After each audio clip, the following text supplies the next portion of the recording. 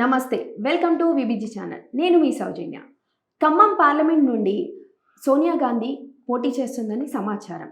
ఆ వివరాలేంటో మనతో నషవన్ గారిని తెలుసుకుందాం. నమస్తే సార్. ఖమ్మం పార్లమెంట్ నుండి సోనియా గాంధీ పోటీ చేస్తుంది. ఆ సమాచారం మాకు తెలిసింది. ఖమ్మం నుండి ఎందుకు చేస్తుంది? ఆ వివరాలు చెప్పండి. రైట్. రాబోయేటువంటి 2024 బహుశా మార్చి మాసం వరకు ఈ లోక్సభ ఎన్నికలు జరిగే అవకాశాలు ఉన్నాయి. షెడ్యూల్ కూడా ప్రకటించే అవకాశం ఉంది. బహుశా ఫిబ్రవరి మొదటి వారం నుంచి షెడ్యూలు అమల్లోకి వస్తుండొచ్చు. సో ఏదైతే ఉందో ఏప్రిల్ వరకు మనకు టైం ఉంది. అయినప్పటికీ మార్చిలోనే పార్లమెంట్ ఎన్నికలు నిర్వహించే ప్రయత్నాలు జరుగుతున్నట్టు కూడా సమాచారం. సో ఏదైతే అంటే పెద్దగా ఒక 60 నుంచి 70 డేస్ కూడా గ్యాప్ లేదని చెప్పవచ్చు. అయితే ఇక్కడ అనూహ్యంగా అప్పుడే రాజకీయ వాతావరణం, ఎన్నికల వాతావరణం వేడి అయితే దేశం మొత్తం మీద కూడా ప్రారంభమైందని చెప్పొచ్చు. దాంతోపాటు ఇంకా 4 రాష్ట్రాలకు అసెంబ్లీ ఎన్నికలు కూడా ఉంది. దాంట్లో ఆంధ్రప్రదేశ్ ఎన్నికలు కూడా, అసెంబ్లీ ఎన్నికలు కూడా జరిగే అవకాశాలు ఉన్నాయి. దాంతోపాటు ఇక్కడ తెలంగాణలో ముఖ్యంగా సౌత్లో కాంగ్రెస్కు పునర్జీవనం వచ్చిందనే తీరులోనే ఇప్పుడు గడిచినటువంటి నిన్నటి ఎన్నికల్లో. ఎందుకంటే అంతకుముందు 2019 అప్పటికి కానీ, 2019 ముందు 2014లో ఘోరంగా కాంగ్రెస్ ఓడిపోయింది. కాంగ్రెస్ ఇక మళ్ళీ పికప్ అందుకోదేమో, అంతరార్థం అయిపోతుందా పార్టీ, జీవం లేకుండా, నాయకుడు లేకుండా అవుతారా నాకు అనుమానాలు కూడా వచ్చిన. మోడీ పోలరైజ్ చేసిన విధానం ప్రకారం కాంగ్రెస్ అంటేనే ఒక స్కామ్ అనో, లేకపోతే దోషద్రోహుల పార్టీ అనో, లేదు మతతత్వ పార్టీ అంటూ, అంటే ముస్లిమ్స్లకే వాళ్ళ ప్రయారిటీ ఇస్తున్న పార్టీకి ముద్ర వేసే ప్రయత్నం చేసిన మొదట కొంచెం ప్రభావం కనిపించిన రియలైజ్ అయిపోయారు పబ్లిక్ కూడా. ఎందుకంటే ఇంత కాదని వచ్చినట్టు మోడీ సాధించింది ఏమీ లేదు.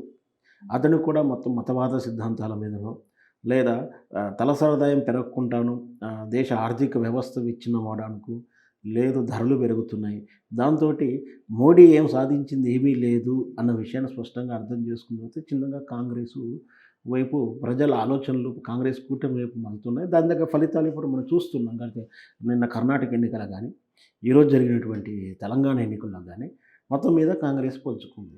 సో దీంతో సౌత్లో కాంగ్రెస్కు బలంగా ఉంది. కాబట్టి కాంగ్రెస్ అనే సోనియా గాంధీ వారి పార్టీ అధ్యక్షులు అసలు వాళ్ళది రాయ్బరేలీ, ఉత్తరప్రదేశ్ ఉన్నటువంటి కాన్స్టిట్యూషన్ వాళ్ళది, లేదా అమేధి నుంచి ఒక పోటీ చేస్తుంటారు. అమేధి కూడా రాయ్బరేలీ నుంచి వాళ్ళు ఎప్పుడు కూడా ఆ కుటుంబం కానీ కాంగ్రెస్ మంది మొదటి నుంచి అయితే అక్కడ ఇక్కడ పోటీ చేస్తున్నారు.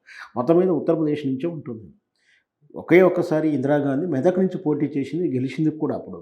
సో అదే ఉద్దేశంతో ఇప్పుడు ఈ సోనియా గాంధీ ఒకవేళ పార్లమెంట్ ఎన్నికల్లో తెలంగాణ తరఫున పోటీ చేస్తే ఇక్కడ ఉన్నట్టు 17 స్థానాల్లో కాంగ్రెస్కి ఆల్రెడీ ఉన్నటువంటి పాజిటివ్ వేవ్స్, సోనియా గాంధీ రావడం, సో సౌత్లో ఉన్నటువంటి పాజిటివ్ వేవ్స్ తోటి బహుశా వాళ్ళకు 9, 8 గెలిచే అవకాశాలు ఉంటే ఇంకా 14, 15 వరకు గెలిచే అవకాశాలు వస్తాయి.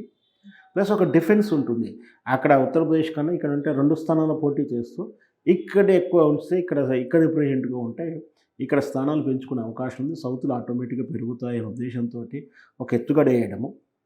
దాని తగ్గట్టునే ఇంకొకటి ఏంటంటే ఇక్కడ అసెంబ్లీ ఎన్నికల్లో కాంగ్రెస్ పార్టీ గెలిచిన తర్వాత వాళ్ళు చేసినటువంటి మొదటి ప్రతిపాదన రిక్వెస్టు, సో వాళ్ళు ఇచ్చిన ఐడియా అని కూడా చెప్పవచ్చు. దాంతో ఏంటంటే సోనియా గాంధీకి ఒక కృతజ్ఞత ఇచ్చారు వాళ్ళు. ఎందుకంటే తెలంగాణ ఇచ్చడంతో పాటు ఇక్కడ అధికారం తీసుకురావడానికి కారణమైనప్పుడు సోనియా గాంధీకి ఒక కృతజ్ఞతాపూర్వకంగా తెలంగాణ నుంచి పోటీ చేయడానికి వీళ్ళు ఆహ్వానం ఇచ్చినట్టుగా ఇచ్చారు. అయితే అక్కడ మెదక్ ఇప్పుడు కొత్తగా వినపడితే ఖమ్మం అని వినపడుతుంది. ఖమ్మంని ఎందుకు ఎన్నుకున్నారు అంటే వాళ్ళు సూచించేది మొదటైతే మెదక్ జిల్లా, మెదక్ ఎంపీ స్థానం ఎందుకంటే గతంలో ఇందిరాగాంధీ కూడా గెలిచి ఉన్నది కాబట్టి మెదక్ హైదరాబాద్కు దగ్గరగా ఉంటుంది. మెదక్ ఒకసారి కేసీఆర్ కూడా చేసి ఉన్నాడు.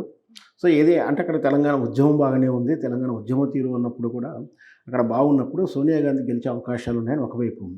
అలా కాకుండా ఖమ్మం జిల్లాలో కూడా జిల్లా మొత్తం కూడా కాంగ్రెస్ అనూహ్యంగా ఒక్క స్థానం తప్పించి మొత్తం కాంగ్రెస్ గెలిచింది. ప్లస్ అక్కడ పొంగులేటి శ్రీనివాసరెడ్డి బలమైన ఆర్థిక మూలాలు నాయకుడు ఉన్నాడు జిల్లాలో. సో ఆర్థిక మూలాలు అనేది గుర్తుపెట్టుకోవాలి ఇక్కడ. ఎందుకంటే తను ఎంత కోట్లైనా ఖర్చు పెట్టైనా గెలిపించే ఆ స్తోమత సత్తా ఉంది కాబట్టి అతని స్థానిక అండ ఉంటుంది. అన్ని కాన్స్టిట్యూషన్ల మీద ఆయన నెట్వర్కింగ్ ఉంది. ఇప్పుడు అదే మెదక్లకు చేయాలంటే అక్కడ కార్యవర్గం కింది స్థాయి, మనకేందో జిల్లా స్థాయి, మండల స్థాయి అధ్యక్షులు, జెడ్పీటీసీలు ఇవంతా కూడా ఒక నెట్వర్కింగ్ ఉంటుంది పార్టీని. వీళ్ళ ప్రచార సర్వేలో కొంచెం ఇబ్బంది పడాల్సి వస్తుంది, కొత్తగా నాయకుడిని పెట్టుకోవడం ఉంటుంది. ఇక్కడే ఖమ్మంలో అనుకోండి, ఆల్రెడీ ఓటు శాతం చూసినా బాగుంది, సెంటిమెంట్ ప్రకారం చూసినా బాగుంది. అక్కడ ఆల్రెడీ ఉన్నటువంటి పొంగులేటి శ్రీనివాసరెడ్డి గారి ఆర్థిక మూలాలు బాగున్నాయి కాబట్టి ఖమ్మంని ఎన్నుకుంటున్నారు. ఖమ్మం చూసి ఇచ్చినట్టుగా తెలుస్తుంది.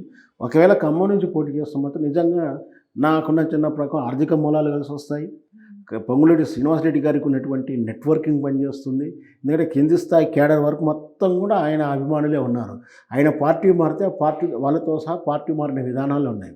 సో ఆయన ఒక కార్యకర్తలను కానీ ద్వితీయ శ్రేణి కింది స్థాయి నాయకులని తన ఆధీనంలో ఉంచుకోవడం, లేదా అభిమానంతో ఉంచుకోవడం, లేదా వాళ్ళ పని చేసి పెట్టడాలు ఇవన్నీ కూడా ఉన్నాయి. కాబట్టి అక్కడ పొంగులేటి శ్రీనివాసరెడ్డికి ఉన్న నెట్వర్క్ దృష్ట్యా సోనియా గాంధీ పోటీ చేస్తుంది. ఒకవేళ నిజంగా సోనియా గాంధీ పోటీ చేస్తే ఇవన్నీ ప్లస్ పాయింట్ అవుతుంది, ఖచ్చితంగా గెలిచే అవకాశాలు ఉంది. కాకపోతే ఈమె ఓన్లీ ఒక ఖమ్మం స్థానం నుంచే పోటీ చేయబోతుందా, ఇంకా రెండో స్థానం అయినటువంటి రాయబెల్లి నుంచి మొదటి నుంచి ఉన్నటువంటి రాయబెల్లి స్థానం రెండో స్థానం నుంచి కూడా పోటీ చేస్తాడనేది క్లారిటీ రావాలి. అదంతా కూడా నోటిఫికేషన్ వచ్చినప్పుడు, విధి విధానాలు ప్రకటించినప్పుడు తెలుస్తుంది. Okay, thank you sir. Thank you. విన్నారు కదండి, మరిన్ని వార్తలతో మీ ముందుంటాను.